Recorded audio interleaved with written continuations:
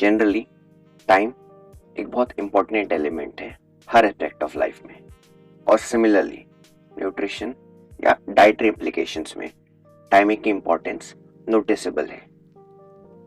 जैसे हमें कौन से फूड या सब्सटेंसेस कब खाने या नहीं खाने चाहिए, या क्या टाइमिंग मैटर करता है state of digestion and synthesis पे। और इसी आर्ग्यूमेंट का पॉइंट ऑफ अट्रैक्शन है एनाबॉलिक विंडो। एनाबॉलिक विंडो को विंडो ऑफ अपॉर्चुनिटीज भी बोलते हैं, और ऐसा प्रिज्यूम्ड है कि जब आप एक्सरसाइज करते हो तो बिफोर एंड आफ्टर ट्रेनिंग एक टाइम लिमिट होता है न्यूट्रिएंट कंज्यूम करने के लिए, जैसे प्रोटीन और कार्बोहाइड्रेट्स। ये टाइम लिमिट डेफिनेटिव नहीं होता, लेकिन इसी अजम्पशन से ऐसा माना जाता है कि अगर आप प्रोटीन या कार्बोहाइड्रेट कंज्यूम करो इस टाइम पीरियड में तो आपकी बॉडी ज़्यादा ग्रो करेगी। फिलहाल ये सुनने में तो काफ़ी अच्छा लगता है और ऑन पेपर भी काफ़ी प्रॉमिसिंग है, पर प्रैक्टिकली एप्लीकेबल है ये क्वेश्चनेबल है। 2013 में एक रिव्यू पब्लिश हुआ था journal of international society of sports nutrition में, न्यूट्रिएंट टाइमिंग और एनाबॉलिक विंडो के रिगार्डिंग। इस रिव्यू के दो रीजंस थे। पहला, जितने भी प्री एग्जिस्टिंग पेपर्स थे related to nutrient timing and anabolic window, उन्हें असेस करना।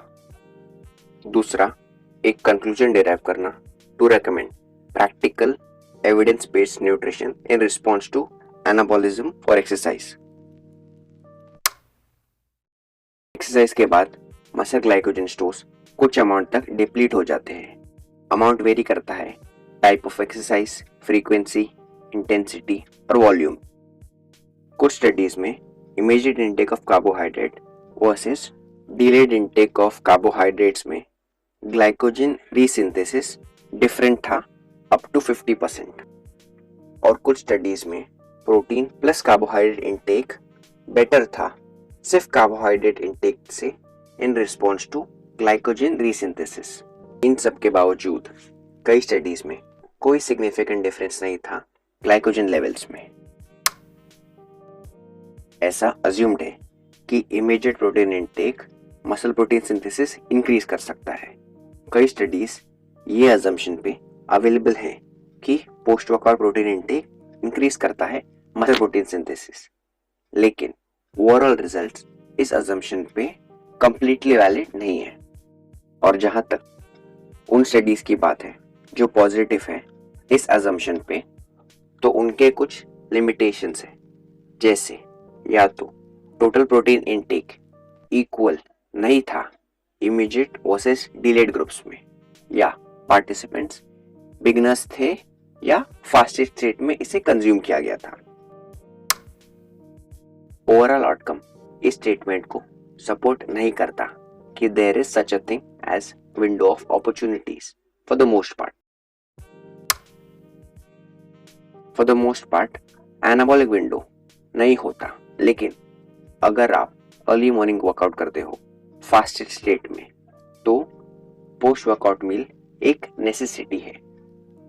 बिगनर्स में कुछ अमाउंट ऑफ डिफरेंस अवेलेबल है in immediate versus delayed intake में।